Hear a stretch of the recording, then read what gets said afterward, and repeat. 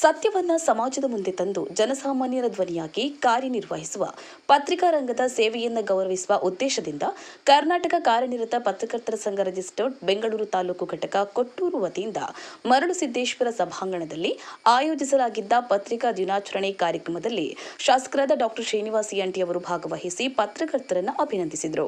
ಈ ಸಂದರ್ಭದಲ್ಲಿ ಮಾತನಾಡಿದ ಅವರು, ಕೂಡ್ಲಿಗಿ ಮತ್ತು ಕೊಟ್ಟೂರು ಎರಡು ತಾಲೂಕುಗಳಾಗಿದ್ದರೂ ಅಭಿವೃದ್ಧಿಯ ವಿಷಯದಲ್ಲಿ ಅವುಗಳನ್ನು ನಾವು ಒಂದೇ ಕುಟುಂಬದಂತೆ ನೋಡುತ್ತೇವೆ. ಕೂಡ್ಲಿಗಿ ಅಭಿವೃದ್ಧಿಯಾದರೆ ಕೊಟ್ಟೂರು ಅಭಿವೃದ್ಧಿಯಾದಂತೆ, ಕೊಟ್ಟೂರು ಅಭಿವೃದ್ಧಿಯಾದರೆ ಕೂಡ್ಲಿಗಿ ಅಭಿವೃದ್ಧಿಯಾದಂತೆ ಎಂಬ ಸಮಾನ ಮನೋಭಾವದೊಂದಿಗೆ ಜನಪರ ಅಭಿವೃದ್ಧಿ ಕಾರ್ಯಗಳನ್ನು ಮುಂದುವರಿಸುತ್ತೇವೆ ಎಂದು ಹೇಳಿದರು.